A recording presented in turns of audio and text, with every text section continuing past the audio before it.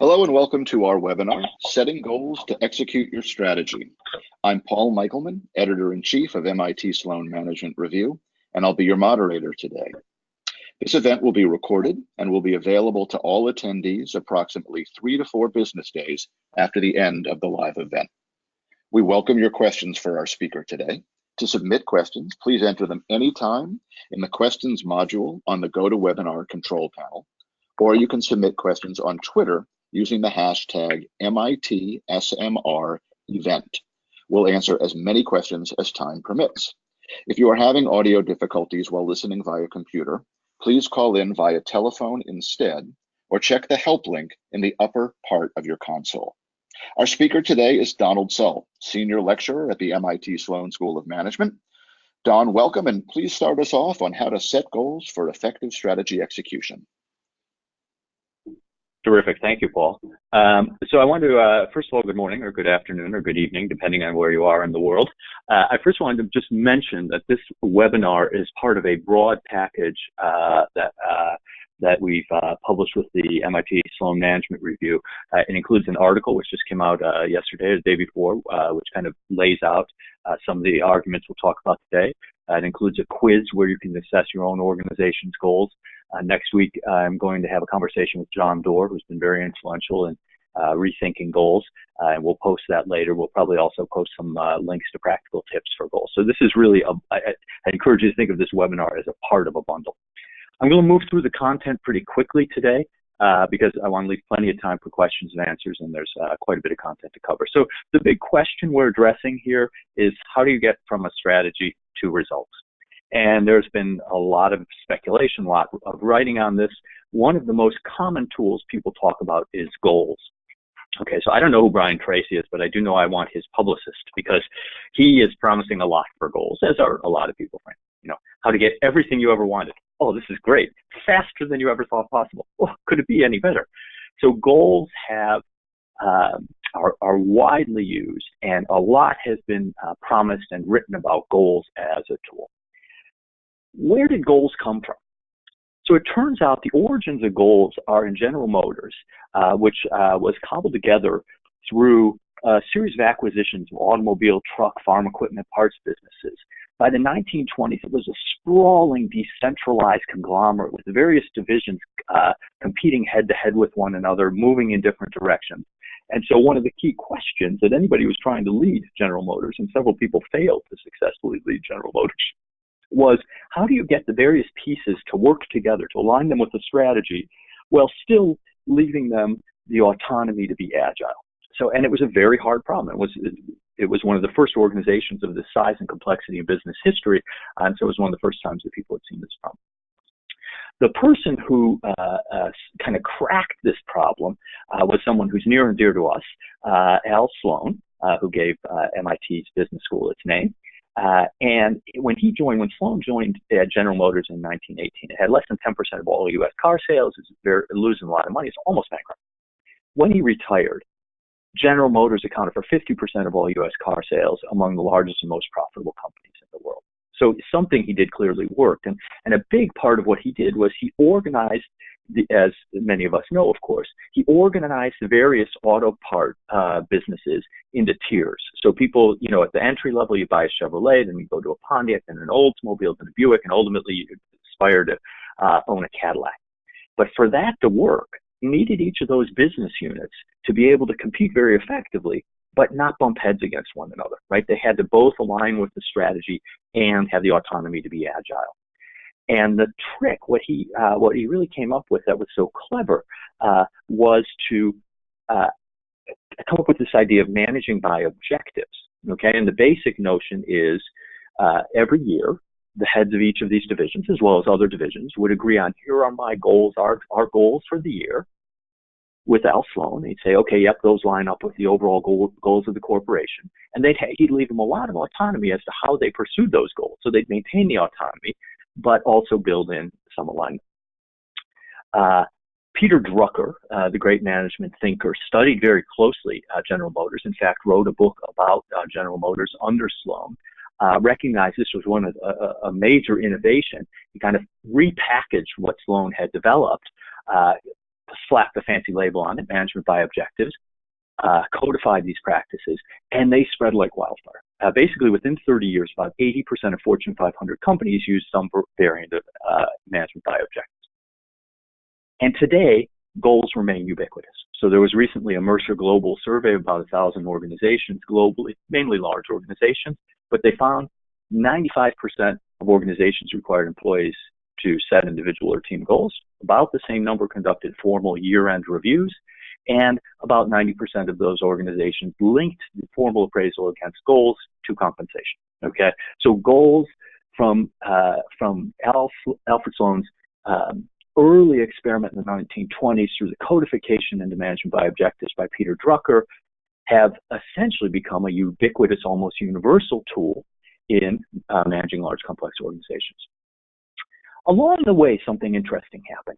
In addition to this idea of managing by goals, there also emerged over time a set of kind of standard practices or conventional wisdom as to how you use goals.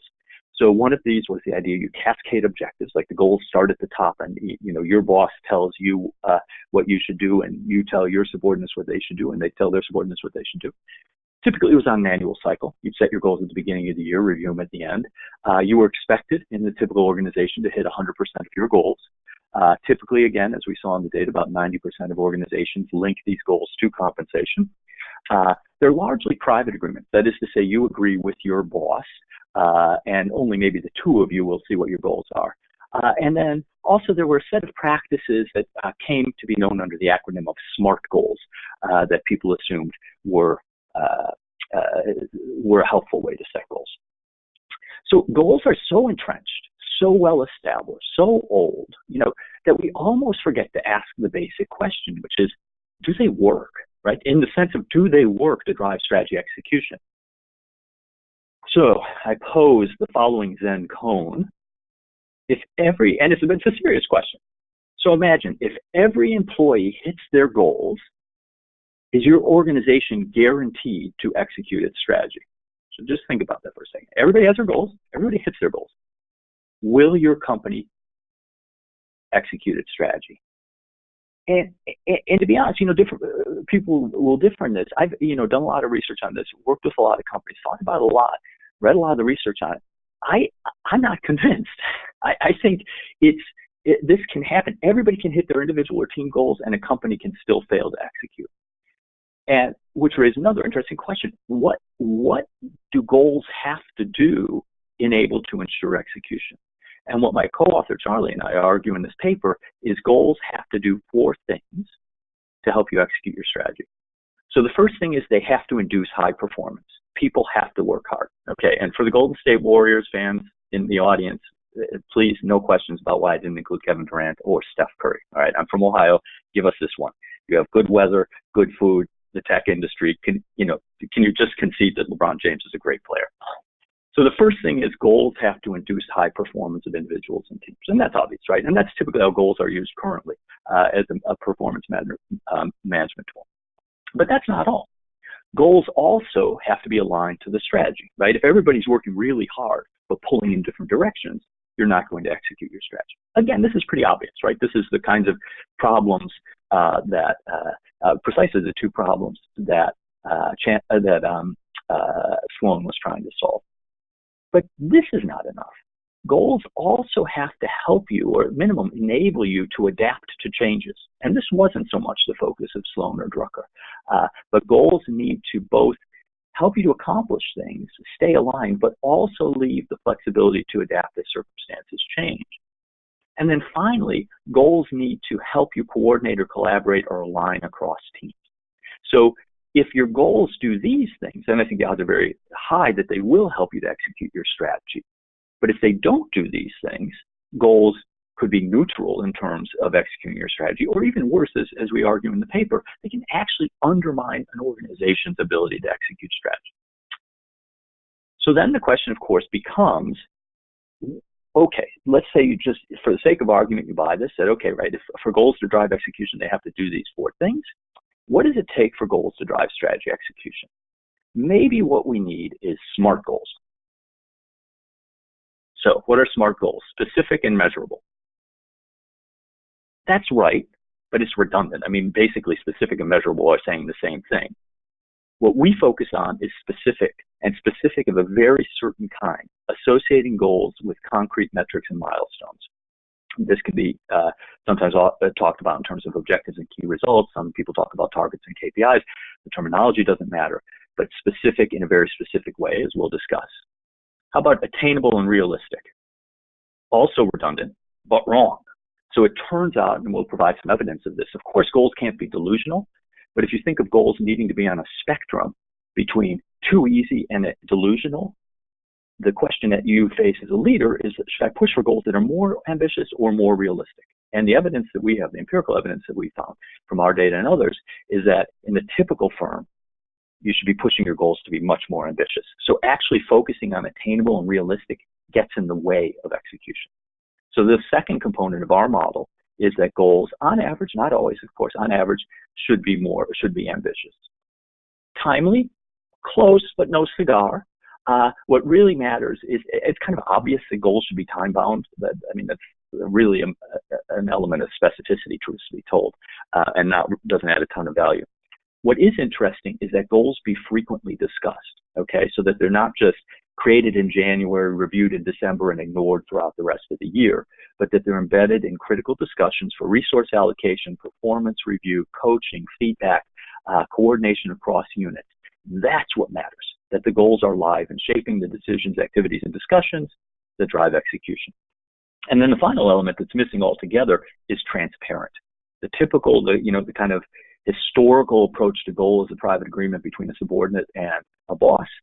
And we'll show evidence that making goals transparent is a much more effective way to use goals to drive execution. So the punchline is, and this is a bit gimmicky, but we believe you have to fight an acronym with an acronym, is SMART goals aren't, and FAST goals are a more evidence-based, practical way to manage goals if your intent is to execute your strategy. And that's kind of the core argument of the article. So we rearranged the letters to make a snappy acronym.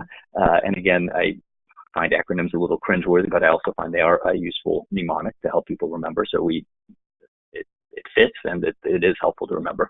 So what we argue is FAST goals to drive execution are frequently discussed, ambitious, specific, and transparent. Let's talk through each of those in turn. So let's start with transparent. Why would transparent matter? Well, again, in the majority of organizations, goals are a private agreement between a boss and her reports, okay? And there are real problems associated with keeping goals private. It makes it difficult for employees to understand what their colleagues are working on, how their work fits together, how their work supports the organization as a whole. And as a result, it's very difficult for anyone to see the big picture. And so some organizations respond by trying to have blast emails of everything to everyone, which overwhelms people with data, right? That clearly doesn't work. You can't have one shared big picture that you communicate to everyone. But when goals are hidden or secret or private, it's very hard for people to understand what other folks are working on. All sorts of attributions of ill will and incompetence are made when things don't work. So an alternative approach is to make goals transparent. And this is an approach, by the way, that's been used at Google essentially since its inception. It's been used by AB InBev as it grew from an almost bankrupt brewer in Brazil in the early 1990s to the largest brewer in the world, largest, most profitable brewer in the world. And a common theme throughout these very different companies in very different industries is their goals were transparent for everyone to see.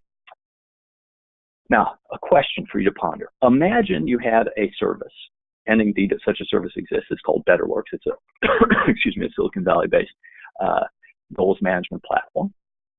And every time you made a goal, you had the option of making that goal public or private. Now imagine every goal, every user, for every goal sets that toggle public or private. And then you aggregate all those goals to the organization level. And then you look at what percentage of goals in an organization are public versus private on average. What would you guess? So I've asked this question. A lot of people, some people say 20%, maybe 30%. Some people say 0%. We don't want our goals to be public. People have all sorts of hypotheses. We've actually tested this hypothesis. We've looked at a sample of BetterWorks customers. These are companies that use the BetterWorks platform. And what this chart is showing you is so it's basically a histogram of the percentage of goals that are public in a company. Okay, so there's one company over here where somewhere between 0 and 5% of all goals are public. Okay, so this is, I don't know, the CIA or something, very secretive organization. One where it's 25%, right? So that means 1 out of every 4 goals is public in this specific company, and the rest of the other 75% are private. But what's fascinating to me is that over about 86% of the companies, for 86% of the companies, 90 to 100% of the goals are public. That is to say, people, when given the choice to make their goals public or keep them private, the vast majority of them, for the vast majority of their goals, make them public. They see the benefits of public goals, transparent goals, outweighing the costs. And for almost all of these organizations, by the way, their goals were previously private. Okay, this wasn't automating a system that where goals had been public in the past. These were organizations that, by and large, almost all of them, the goals were private historically. So, given the chance, people made their goals public.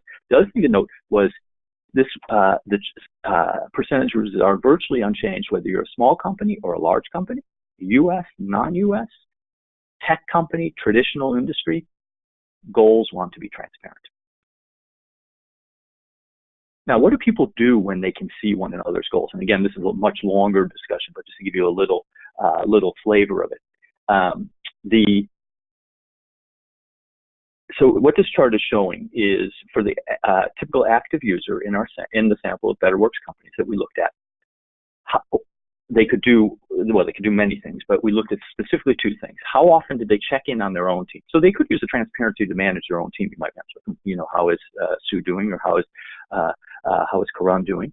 And on average, they do that about twice a month. They check in on their team's goals, but presumably they're meeting with their teams frequently and talking to them. In a typical large company, however, the average active user 9 times in a month will check in on colleagues, other colleagues' goals. That is, say, colleagues in other teams, other functions, other divisions. They were primarily using the transparency to understand what colleagues in other departments, divisions, and functions were doing. So what are some of the benefits of transparent goals? 1, performance. It creates peer pressure. So when Marcel Tellis introduced transparent goals into Brahma, the predecessor of AB InBev, one of the things he was trying to achieve was to help people. They actually made transparent both goals and performance against goals to kind of go to people, say like, wow, Bruno's doing really well. I've got to up my game. Another element, though, it's not just peer pressure; it's peer support. When you introduce this to the plants, the brewers, the brewing facilities. What he found was the underperforming brewers didn't know they were underperforming. The factories that were underperforming, now they could see that they were. They went to their colleagues in other facilities to say, hey, look, how can we get better? Another thing is engagement. According to at least one survey, the second largest driver of employee engagement is understanding how your work fits into the bigger picture. By making goals transparent, people can see how their work fits into the bigger picture. And by the way, the typical active user in BetterWorks platform, at least, looks at the company's goals on average twice a quarter. So they're kind of checking in what the company as a whole is doing to understand how what they're doing fits in. Transparent goals also help alignment, okay? So one of our big points is align, don't assign. So rather than cascading down and having one of these big, heavy Hoshin processes where you try to, cascade these goals from the CEO on down to the shop floor, the basic idea here is there's transparency of what the overarching objectives are. People set their own goals that are aligned and supportive of those overall goals. But they can only do that if they can see those overall goals and what their boss's goals, the boss's goals are, and so forth. The other element, though, you might as a CEO say, wow, that makes me a little uncomfortable. Like, what if they're going in a lot of different directions? What the typical CEO of a company that has transparent goals will do. So Larry does this at Alphabet, and Alex Baring, when he was CEO of America Latina Logistica, which also had the system, did the same thing, is once a quarter or once a year, whatever goal-setting cadence they're on, they'll actually look at the goals for maybe 200-300 people who are in critical roles. Just to, not to micromanage, just to kind of spot check. So again, transparency makes for enables the possibility of a much lighter weight approach to alignment rather than heavy-handed, time-consuming Hoshin cascading processes. Agility. One of the benefits of, a lot of times when people talk about agility, they think of a single business unit's agility, which is often fine. But in some earlier research I did on corporate agility, one of the things that we discovered was that for many organizations, the most important type of agility is systemic agility, that the different pieces of the organization respond effectively together. So, if Disney succeeds in buying some of these Fox assets, those pieces are going to have to work together to respond to, the Netflixes and Amazon Primes of the world. So agility is more than just one business unit responding to changes. They have to coordinate their response. And this transparency helps them to coordinate collective responses across different parts of the organization to changes in the market. And then finally, coordination is the obvious thing that transparency helps. So it boosts empathy, right? You can understand what your colleagues are focused in on and what they're working on, why they're can help you with some things and can't help you with others. It surfaces redundancy. Oftentimes, this is one of the quick wins for organizations that make goals transparent, especially large organizations. They identify redundant efforts that can either be combined or kind of pruned. It provides a shared context, so people can start to understand, have at least some sense of the elephant as opposed to the individual pieces. And then it also very useful and subtle point, it gives visible criteria for saying no. So you go to a colleague in IT and you ask them for something and they say no, and you just think, oh, they're incompetent or they're lazy or they're whatever. If on the other hand, they can frame the discussion on saying, look, here are our goals, okay? We're on the hook for these specific metrics. Here's how we're doing against them. This just doesn't fit in. And at that point, people could say it should fit in, and then you can escalate and so forth. But it makes it much easier for people to say no and prioritize requests in a way that's viewed as non-arbitrary. And people still may not like the outcome, but at least they don't attribute it to laziness or stupidity or some of the bad things that these no's are attributed to. Okay, moving right along. Specific. Specific is super obvious. By the way, this goes all the way back to Peter Drucker and truth be told, there's nothing new in specificity. This goes back to Drucker and Sloan. They were all about specificity. I think what has been a big contribution is specific in a specific way. And this is probably best captured by the notion of OKRs that John Doerr has pushed very hard at companies like Amazon and Google and the Intuit and Compaq and all the companies that he as the most most successful venture capitalist of his generation has backed. And I think that was a real refinement, was to be specific in a specific way. And the idea of OKRs is that you have a goal, okay? So this is just the actual one of the goals and metrics and milestones from a startup I'm working on. So the goal is, and by the way, don't get hung up by the terminology. Like in OKRs, they call it an objective. At A, B, and Bev, they call it a target. It doesn't matter. The terminology doesn't matter. We'll use the term goal, but we'll use these interchangeably. That specifies what you want to achieve. So we want to design a product that customers can't live without, okay? It's linked to our strategy. I mean, we won't go through the full-blown discussion of our strategy, but obviously this is crucial to our strategy. It tends to be more stable over time. So this is already, for a couple of quarters has been a goal of ours. And I suspect for a few more quarters at least, it will continue to be a goal. So provide some continuity over time. And it should ideally be ambitious for reasons we'll talk about. Okay, so that's the goal. The other element, however, is these metrics and milestones. And again, don't get hung up on terminology. In the OKR terminology, these would be called key results. Some organizations talk about KPIs. The terminology doesn't matter. The idea matters that for every goal, you have a handful, typically 3 to 5, of these metrics and milestones that help you to understand how you're going to achieve that goal and how you'll know how you're doing, how you measure progress, okay? Now, a couple things, like there's this religious debate that goes on in Silicon Valley, like all goals must be quantitative or all metrics and milestones, or all key results must be quantitative or they're not key results. I'm unconvinced by that. I think that's just wrong both empirically and theoretically. I think the real thing that matters is that your key results or metrics and milestones focus on outcomes that matter. And some of those will be quantitative, right? Like, an average net promoter score of 9+ for our beta customers in the first quarter. Very quantitative, right? Build a prototype in contrast. That's a milestone. But guess what? We got to get that done to hit this goal. Okay, so the important thing is, I think you should have, in general, a bias towards quantitative key results because it forces you to think more clearly about measurement. But people go on autopilot and just have mindless KPIs and say, oh, but it's quantitative, it must be good. No, it's not. What really matters is that you focus on outcomes that matter rather than some to-do list of activities that you're going to do, rather than a laundry list of KPIs that are generically good. It focuses on outcomes. Now, again, bias for quantitative because that forces clarity of thought and measurement, for sure, but don't be dogmatic about it. And the other thing that's nice about this is these key results, they can change more frequently. They might change on a quarterly basis. It might be mid-quarter. Somebody comes in and says, look,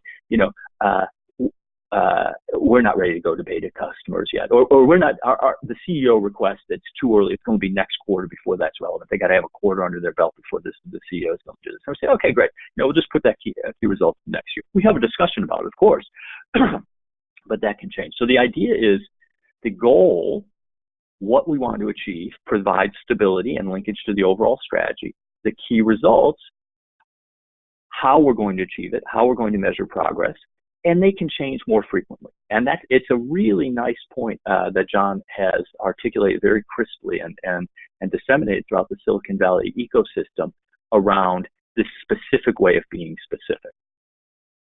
So what are benefits of specific goals? So it turns out specific feedback. So if people have clear goals, concrete metrics, and milestones, rather than having feedback discussions like, oh, you're doing a great job, or I'm dissatisfied, you can link it explicitly to their key results and anchor the discussion in that. Very concrete, very data-based.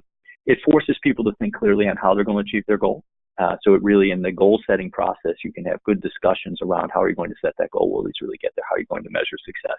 And you commit to verifiable outcomes. So if you have some vague, if we left this at, we're going to design a product that targets customers can't live without, it's kind of metaphysical, like how do we really know if we're performing or not? The concreteness of key results or metrics and milestones really forces people to commit to verifiable outcomes. Alignment, again, you can spot check the goals. Specificity isn't quite as important for alignment.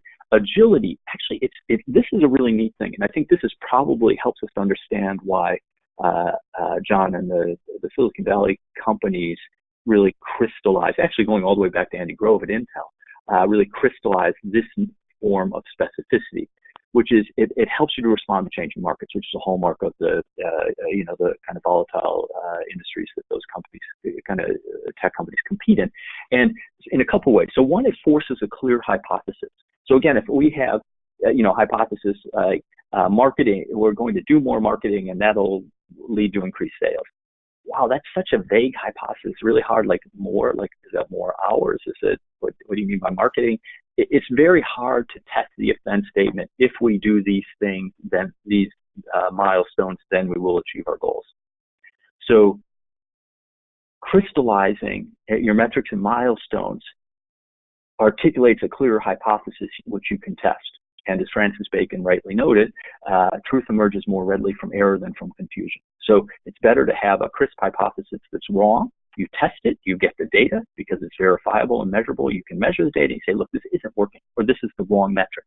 Have a discussion around that and change it.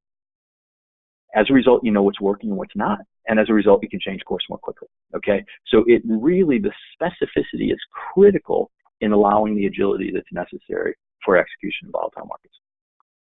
And then finally, coordination. And this is kind of I'm trying to think of a very simple way to make this point, but it's a super fundamental point, which is the following. In large, complex organizations, everybody can't know everything about everybody else. It's impossible, right? So what you have to think about is what's the minimum signal that individuals in a complex system could transmit to one another or request from one another to more effectively coordinate their activities. Okay, so conversations are very costly, and of course you have conversations. But so it's almost the analogy of a price in a market, right? So if you have a bauxite producer in Brazil, and you have an aluminum company in China, the aluminum company in China doesn't have to know everything, every decision, everything that the bauxite company executives are thinking about. What they see is the price of bauxite, and that price of bauxite signals a lot to them. It's going up. Oh, I've got to reduce costs. It's going down. I'm going to, I can buy more of this. It's a reduced form signal that takes a ton of information and makes it very transmittable through a complex system so that people can receive and act on that signal from different parts of the organization. And if you make your goals specific enough that they're not just some metaphysical nonsense and make them transparent, it becomes the kind of organizational execution equivalent of a price signal and can be a helpful tool as a result. Okay, frequently discussed.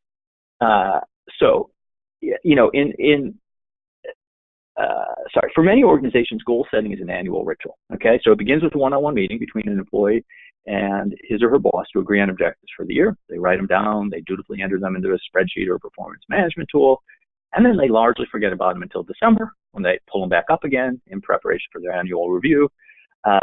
And it's very funny, having talked to a lot of executives who do this, one of the kind of recurrent themes is how surprised they are by how little resemblance what they wrote down in January bears with what they did in the rest of the year.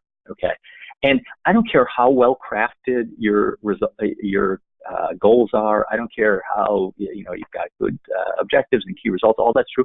If the only time you think about goals are twice a year, they just don't matter. No matter how good they look on paper, right? So what really matters, or one thing that really matters, is that these goals are discussed frequently. Okay. Now, one way to do that, of course, is to reset your goals more frequently. And again, it's kind of a dogmatic issue in the OKR community or goal community that, everybody should have quarterly goals. It is true there's variance in the percentage of goals that are quarterly across industries. So this goal, again, from the BetterWorks sample, what we see is this is the percentage of all goals in the BetterWorks sample that are quarterly. And these are, 11 or 12 sectors, whatever it is. And what we see is in sectors that we typically think of as being more volatile, media, information technology, financials, indeed, a higher percentage of goals are quarterly. In sectors that we often think about as being more stable, consumer discretionary, industrials, energy, indeed, more goals are annual. Okay, so that is one way for sure to discuss your goals more frequently. Just go to a quarterly goals cadence. That is one way, but it's not the only way. And it's not necessary, by the way. So AB InBev, which has used these goals going back to the early 90s, they've always been on an annual goal setting cadence. Now, they review the goals on a monthly or quarterly basis, but the goals are set annually. Google recently moved from a quarterly goal setting cadence to an annual goal cadence. Again, of course, they're reviewing the goals on a monthly or quarterly basis, but the goals are set for a year. So while this is one mechanism, it is not the only mechanism. It's certainly not a necessary condition for success. So I would argue, or Charlie and I would argue, that a better way to think about this is how can we embed our goals in frequent discussions that matter? So just some quick examples. I won't go through this in gory detail, but coaching and feedback. So how can we structure more frequent coaching and feedback sessions with our team around, here's your objectives, here's how you're doing, what's not working so well, what's working well, what are you going to try to adjust it? You can have very concrete, substantive discussions linked to their goals, linked to the strategy, if you use the goals to kind of structure those feedback discussions. Updating the team. So, you go back to your team after you have had a meeting with the C-suite, and you frame that around, here's our goals, here are our objectives, here's the company's goals, here's the objectives, here's what we heard, here's how it fits together. Okay, so you use it as a framework for those. Meeting with other teams, as we talked about. Somebody comes into IT and makes a request, and they say, look, here, let me just frame this by saying, here are our objectives for the quarter and our key results. And, here's why I'm struggling to see how this fits in. Okay, so the key thing again here is that goals that are only thought about twice a year are irrelevant, no matter how, theoretically beautiful they are. You have to be thinking, the really important thing is to be thinking about how you're embedding them in ongoing discussions, one of which can be resetting the goals more frequently. So how do they benefit for execution? You're providing frequent, more structured feedback, which we all know, helps performance, a ton of empirical evidence on that. Two, for alignment, it's super helpful because it's constantly reinforcing for folks what matters and why. Because it's very easy for people throughout the course of the year as new things arise and they get overwhelmed by the urgent, and it crowds out the important. And so, kind of organizing discussions or structuring, you spend a little bit of time on discussions anchored in the goals is a mechanism to remind people what matters. they also provide a framework for subsequent choices so that those choices are also aligned with the strategy. Agility, obviously, the more often you talk about these goals, the more often you have to kind of review them, learn, and adjust. And then if you're talking about these more frequently, to the extent different parts of the organization need to coordinate with each other, you can sync up more frequently. And then finally, ambitious, and then we'll open it to Q&A. So one of the questions we ask in a survey, an execution survey that we've administered about now about 500 large organizations, is we say to folks, imagine the following. And these are, by the way, the leaders, the people who answer the survey are leaders responsible for executing their strategy. So we ask them the following question. Imagine somebody new a new colleague joins the firm, and you're giving them advice. And they ask about what they should do in terms of setting goals or objectives. And you have three choices. You can tell them, make ambitious goals even if you're not quite sure how to hit them. Second answer is, make conservative goals that you're pretty sure you can hit. Third answer is try to avoid committing to goals. Okay. What we find is so this is kind of a complicated chart. It's basically the distribution of the companies in the sample of our data by the percentage of respondents who said make ambitious goals. So what's happening here, just to clarify this, in 2 of the companies of the 300 or so that are included in this sample, in 2 of the companies, 90 to 100% of the managers, basically all the managers said the same thing. We make ambitious goals around here. Okay, that's what you do. You want to succeed, you make ambitious goals, even if you're not quite sure how to hit them. Okay, here 9 of the companies, nobody said that. Basically, everybody said, play it safe, make conservative goals, or avoid making goals.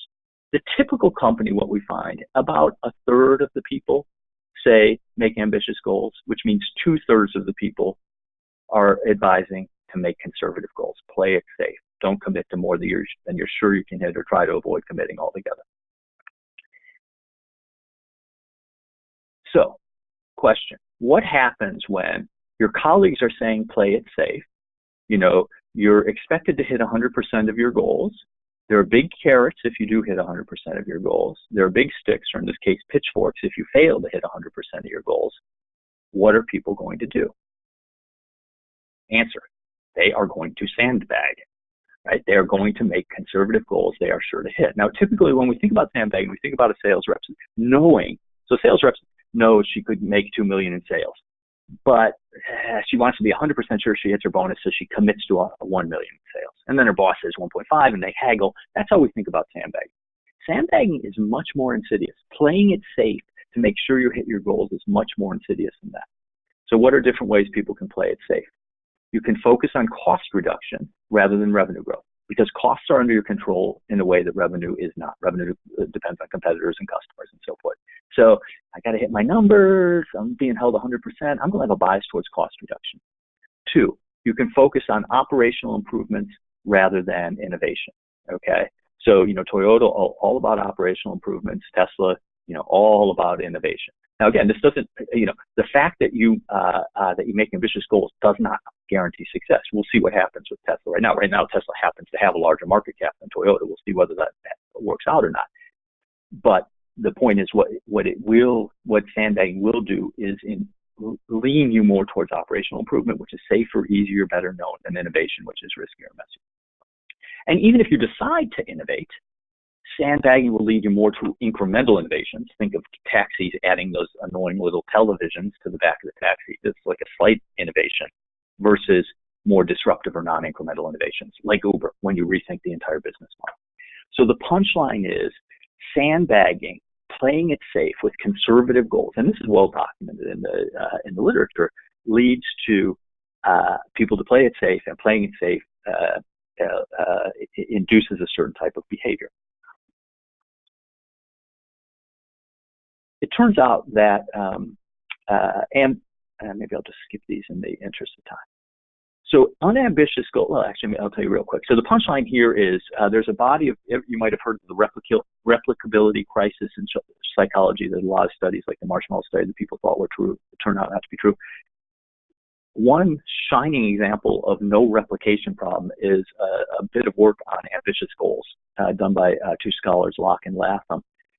50 years, 500 studies, 50,000 participants, consistently shown the same finding, replicated out the wazoo, which is if you take an average performing individual or team and you tell them to do their best.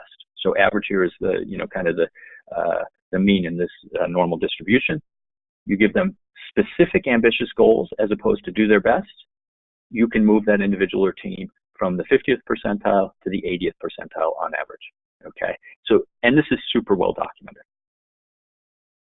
Ambitious goals induce performance. Think back to the LeBron James picture. The other thing is unambitious goals narrow search.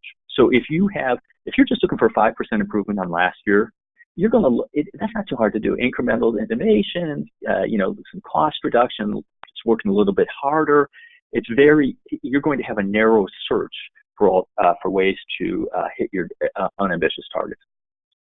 If you make your targets ambitious, to have any chance of hitting them, you're going to have to search more broadly, for how to do it. Disruptive innovation, more creative solutions, build new capabilities, because more of the same or incremental changes won't do it for you. And again, just be clear, like the Tesla example, I'm not arguing that just because you set an ambitious goal, you will hit it, or just because you hit it, you will succeed. Of course not. That's silly, right? What I am saying is that by setting ambitious goals, you will induce more performance at the individual team or team level. That is true.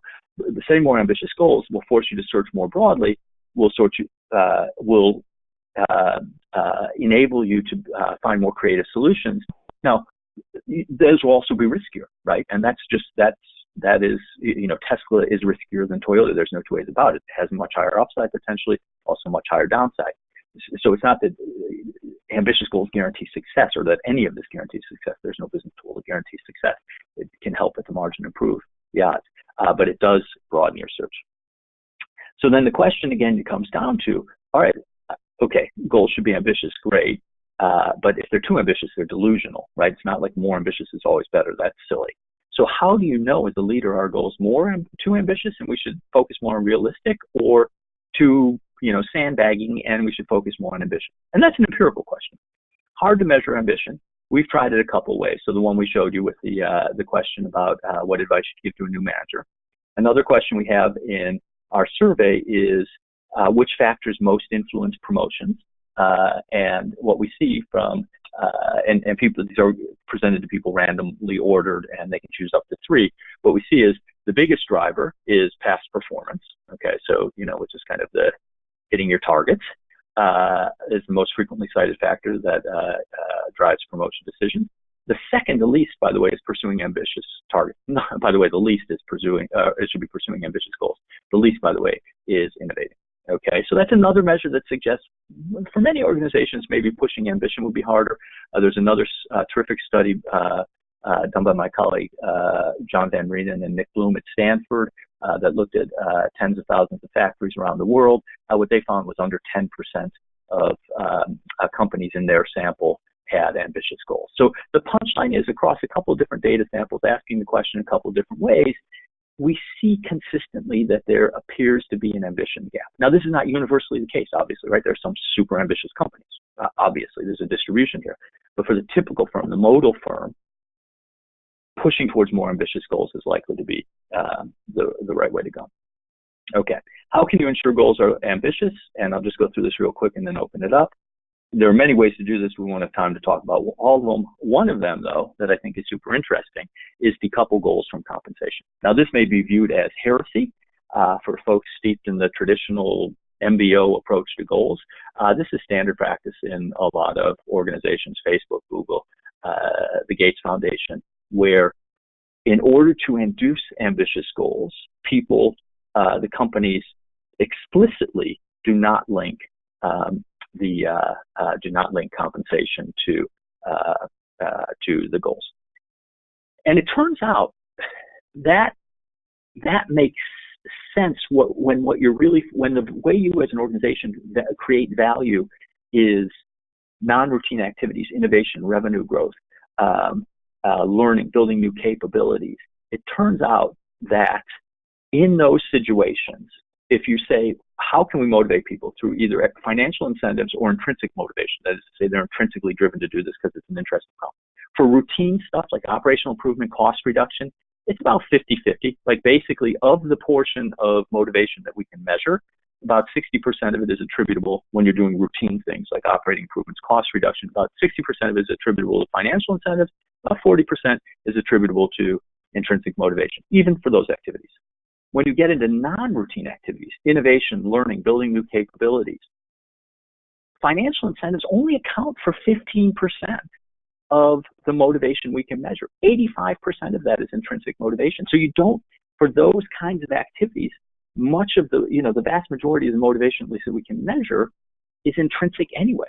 So the financial rewards are going to lead to sandbagging, lead people to search less broadly, make them less likely to be innovative, less likely to be creative, less likely to invest in learning, less likely to pursue trial and error. And by the way, those financial incentives don't really help motivate them very much for those kinds of activities. Okay, so I'm going to pause it here because I've rambled on here too long, and I want to get some questions. But I'll leave it on this slide, which you can read, which just kind of summarizes some of the benefits of ambitious goals.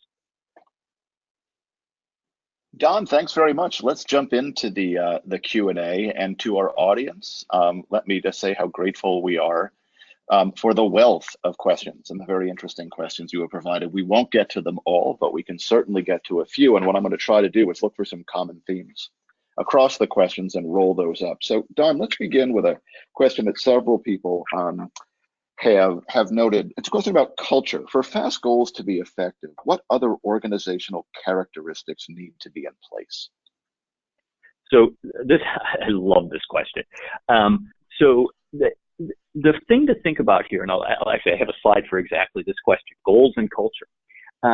The first question, if you have to think about goals in the context of culture. So any tool, I don't care what, balance, scorecard, goals, any tool is only useful if it's used correctly. And a large chunk of whether it will be used correctly in the intended manner is a function of culture, okay?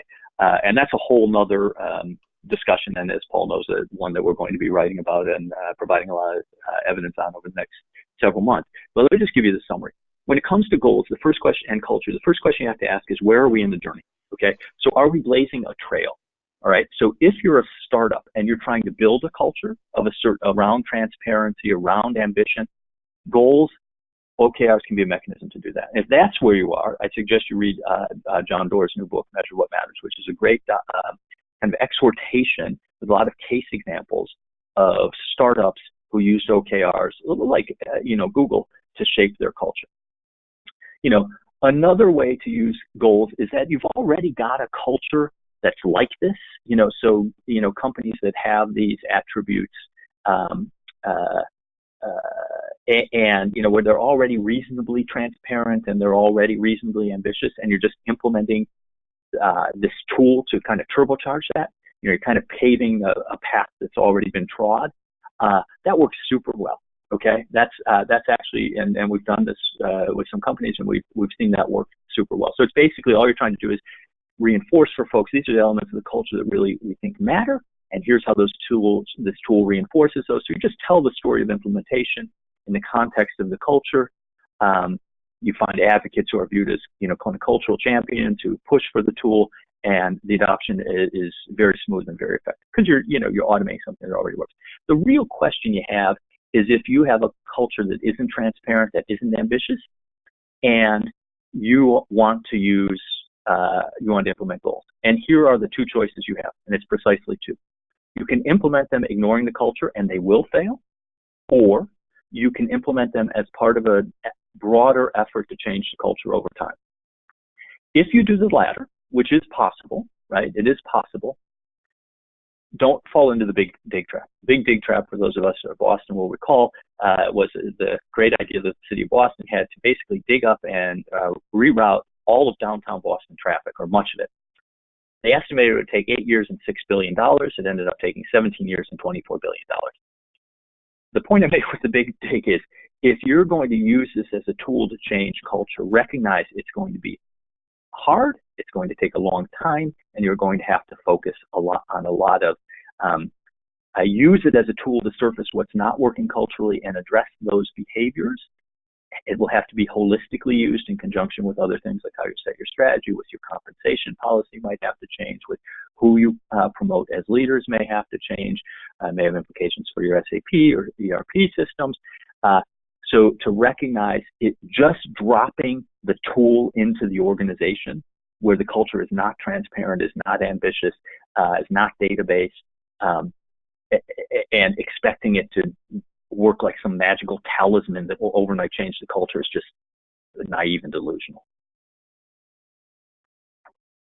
Thanks, Don. Let's move to a practical question. Several members of the audience have asked about effective techniques for communicating goals. So there's one thing to say goals are going to be transparent. It's another thing to actually effectively leverage that transparency throughout the organization and communicate goals. So what have you seen work? Yeah, so that's a great question. So I think a couple of things is set an example from the top. So if the top executives don't, there's a large tech company that I shall remain nameless, that they basically had transparency of goals up until you hit the top 20 or 30 people, at which point, you know, a cloud descended over the top of Mount Olympus and nobody could see the top executives' goals, which just undermined the whole point of the exercise and was silly. So the first thing is top executives can communicate their goals, use their goals, and set a tone. So, you know, Larry at Alphabet every quarter kind of reviews his goals and the company's goals, you know, what they set out, how they did against them, what they learned, what they're going to do differently, in all hands that everybody can see. Okay, so that kind of sets you know, kind of signals that these goals matter and this is what we do with them. A second thing is to, you know, he, like the executives in the 3G companies, will spot check people's goals, you know, like in key positions. And again, not to micromanage, just shoot an email saying, look, I'm struggling to understand why you're focused on that. You know, remember, here as a company is what we're focused in on. Why are you focusing in on that? Well, you get an email from the CEO kind of asking and checking in on your goals, but you will start taking your goals seriously. Okay. So there's things that the top team can do to you know, to kind of signal these things. A second thing is when you get into the role of you know, the distributed leaders throughout the organization, thinking about what are the discussions, feedback discussions, coaching discussions, quarterly update discussions, you know, resource allocation discussions, where you could bring the goals in, and how do you incorporate those? And sort of bring, again, it's the leaders are setting the example of making the goals transparent. So that's one thing. I'll tell you what's interesting, what we just found empirically from the BetterWorks data. A lot of this is self-organizing. People see the benefits for themselves once the goals are transparent, of saying, like, look, I need something from, you know, from Shays all over in IT, and I got to go over that. I really got to get this sorted. I need to understand where she's coming from, what's on her mind before I go into that meeting, just waste a bunch of time, right? So I'm going to check and see, and then, you know, kind of use that context and that understanding to frame my discussion with her. So people, and again, remember the data, people look at colleagues in other departments and functions, divisions. They're not, the boss isn't telling them to do it. I mean, there may be or may not be, you know, senior executives kind of modeling that behavior, but they're doing it because it's useful to them, right? And that, I think, that's what I think is kind of cool about the transparency element, is rather than some, you know, massive top-down program, you give people the data and make it easy for them to self-organize. And as they see the benefit in it, they'll use it. Now, another thing, like BetterWorks, and I'm sure there are other tools that do this, they have some fun stuff, like you can cheer people and nudge people and comment on goals and so forth. And making it, having a tool that adds more of like a social media element to it, we find does increase engagement with the tool, which is useful as well. But anyway, those are some of the ways that you can leaders and individuals and top teams can help people to make the most of the transparency. Great, thank you. Let's talk for a minute about some of the potential tensions between transparency of goals and ambition in goals? And a few people have asked variations on this question. It would seem like there is a risk that by making goals transparent, people would either be overly conservative with their goals for fear of public embarrassment, or depending on the organizational culture, the inverse could happen. And you get into this brinksmanship where people are setting more and more ambitious goals as a way of competing with their colleagues. What are your thoughts on those tensions? Well, I think the key word there is culture. Again, these are tools. So I want to be super clear in case anybody has any residual ambiguity about this.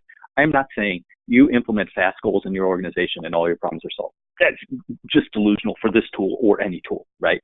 It can help in conjunction with the holistic view, understanding interdependencies of this goal with other elements, culture being one that we've come up on a couple of times. So just be super clear that that's not what we're arguing in this paper. I think as a practical, there are a lot of kind of theoretical problems that you could have.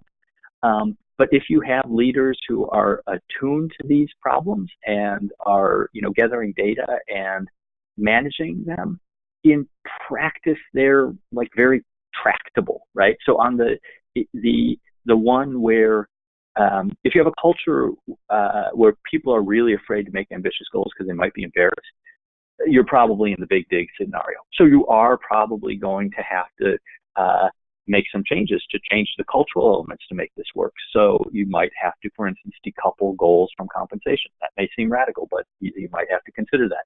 You may have to explicitly say the target level of completion, which is what Facebook and Google and a lot of Silicon Valley companies do, is not 100%, it's like 70%-ish, right? And you don't get too focused on the number, but, so if you hit 100%, you're probably being under ambitious, you're sandbagging, okay? So yeah, that might be a change that you have to make. But the biggest change, truth be told, is you'll see some people who embrace it. I mean, in the companies we see, a third of the people say, yeah, make ambitious goals, even while 2/3 of their colleagues are saying play it safe. Guess what? If you're the senior team, you promote the people who make the ambitious goals and also, achieve them and play well together and do the other stuff. And you demote or fire or, move sideways those people who are less ambitious. It's a tool for surfacing various levels of ambition. You do it within a function or business unit or a division that has some level of autonomy. Do the experiment, play around. When the rest of the organization sees it work, you can get more widespread adoption. So the thing is, I get all these theoretical problems, or they're not even theoretical, the practical problems, right? But if as a leadership team, you're committed to building a culture of, and it really is fundamentally about culture. This is a tool to help you build your culture. Once you have that culture to harness it to get things done, that values transparency and focus on data and ambition. And discipline in aligning your activities to what matters to the company as a whole. As you're trying to build an organization like that, you can use this tool in conjunction with other tools, and some stuff will work and some stuff won't. You address the stuff that doesn't work, and you kind of laud and publicize and double down on the stuff that does work, and you give yourself some time, and over 3-4 quarters, you start to see some progress, and depending on the size and complexity of your organization, in a couple of years, you can embed it. So it's no tool, not this, any tool, is some magic wand that you wave over your organization and solve all of your problems. It's just, we know that, of course, we all know that. But what it can do is help to focus on the things you want to focus on, surface the other problems, cultural, compensation, information systems, the composition of your leadership team, that you got to address anyway, truth be told, probably, help you to surface those. And then you as a leadership team, kind of chunk through addressing those. And over time, there'll be 2 steps forward, 1 step back. But you can make good progress. Don, let's take one last question. What are your thoughts on behavior as something that can be measured in goals, right? Can fast goals incorporate behavioral measures? That's such a super broad question that I'm having trouble thinking about how to answer it. I think what at some level, everything is behavior, right? So I don't really know what that means. I'm going to let's let's assume what the questioner is asking is that there has been some noted problem in an individual's behavior and you want to measure progress. You want to improve some aspect of behavior. Could that potentially fit in the FAST goals structure? Um, I guess like a performance improvement program kind of thing. I guess. I think I'm not sure you want to get into the Pol Pot school of management where we're going to, have truth meetings where we criticize each other's behaviors. I think probably as a practical matter and just a way that respects the dignity of people matter. You would focus on outcomes of those behaviors that are more measurable, and try to frame things in terms of outcomes. And then I do think there's good discipline in terms of the putting metrics on those. But again, it's a very kind of abstract question, I guess, and so I'm struggling a little bit to answer. Got it. Actually, I think that answer was very helpful. Well, Don, thank you very much. And members of our audience who were plentiful and very generous with your questions, we thank you very much. Over the next few days, please look out for a feedback survey that we'll send via email. And we would certainly appreciate your taking the time to share your thoughts and opinions. A reminder that a recording of this program will be available within 3 to 4 business days. And that concludes our program. Thank you for attending, and thank you again, Don Sull. Yeah, and don't forget we have the article and the interactive and the John Doerr interview and some other stuff coming up online, so stay tuned. Yes, please come see all of Don's work in the Strategic Agility Project at sloanreview.mit.edu. Thank you all very much.